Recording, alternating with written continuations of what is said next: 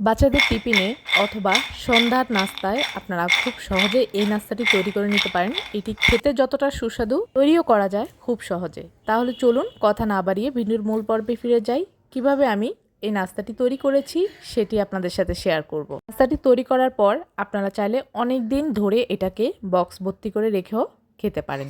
এখানে আমি একটা বল নিয়ে নিয়েছি আর এতে একটা ডিম ভেঙে দিয়ে দিচ্ছি।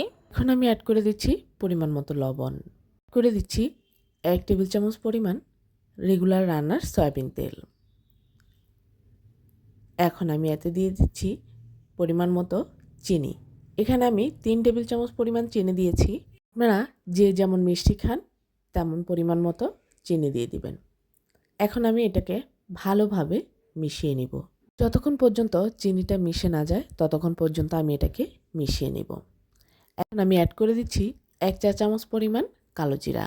এতে করে এটার স্মেলটা অনেক ভালো আসবে। এখন আমি 1 কাপ পরিমাণ ময়দা দিয়ে এটাকে ভালোভাবে মিশিয়ে একটা ডো তৈরি করে নিব। এখানে আমি একটা ডিম দিয়ে নাস্তাগুলো তৈরি করেছি।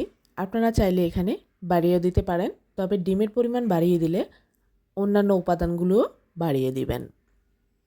আমার ডো তৈরি করা হয়ে গিয়েছে। এখন আমি এটাকে রেস্টে রেখে দিব 10 মিনিটের জন্য। 10 মিনিট পর ডো থেকে অর্ধেক পরিমাণ নিয়ে এটাকে আমি রুটির মতো করে বেলে নিব। সো ভিউয়ার্স, আজকের আমার এই রেসিপিটি যদি আপনাদের ভালো লাগে, যারা ফেসবুক পেজ থেকে দেখছেন প্লিজ আমার পেজটিতে লাইক ও ফলো দিয়ে কমেন্টস করে জানাতে ভুলবেন না কেমন হয়েছে। আর যারা ইউটিউব চ্যানেল থেকে দেখছেন প্লিজ আমার চ্যানেলটি সাবস্ক্রাইব করে পাশে থাকা বেল আইকনটি ক্লিক করে রাখবেন নতুন নতুন রেসিপি পাওয়ার জন্য। এখন আমি একটা বোতলের মুখ নিয়ে এটাকে ছোট ছোট শেপ দিয়ে কেটে নিব।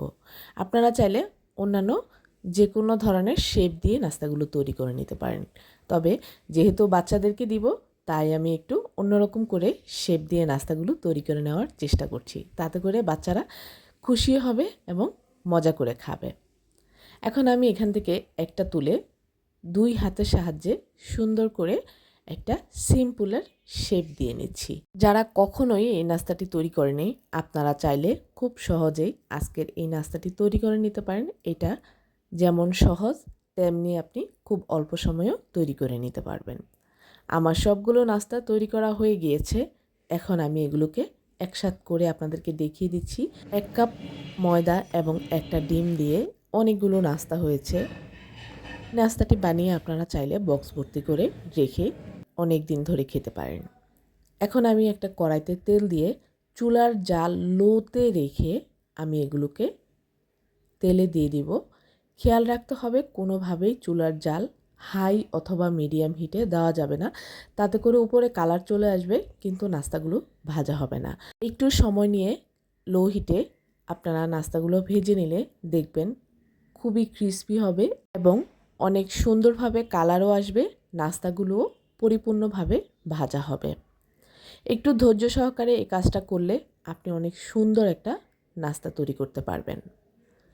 আমি একটু পরপর নাস্তাটাকে নেড়ে চেড়ে উল্টে পাল্টে দিচ্ছি যাতে করে 2 পিঠ একভাবেই নাস্তাটা ভাজা হয়ে যায়।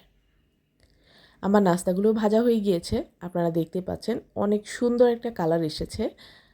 সো ভিউয়ার্স, আজকের আমার এই রেসিপিটি যদি আপনাদের ভালো লাগে তাহলে আপনারা কে কোথা থেকে দেখছেন অবশ্যই কমেন্টস করবেন। রেসিপিটি ভালো লাগলে শেয়ার করে রাখতে পারেন আপনার পার্সোনাল প্রোফাইলে এবং শেয়ার করে দিতে পারেন আপনার ফ্রেন্ডস অ্যান্ড ফ্যামিলি মেম্বারদের সাথে।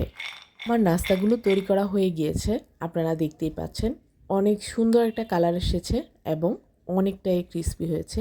সো ভিউয়ার্স, আজ এই পর্যন্তই। সবাই ভালো থাকবেন, সুস্থ থাকবেন। ফিরে আসবো নতুন কোনো রেসিপি নিয়ে। আল্লাহ হাফেজ।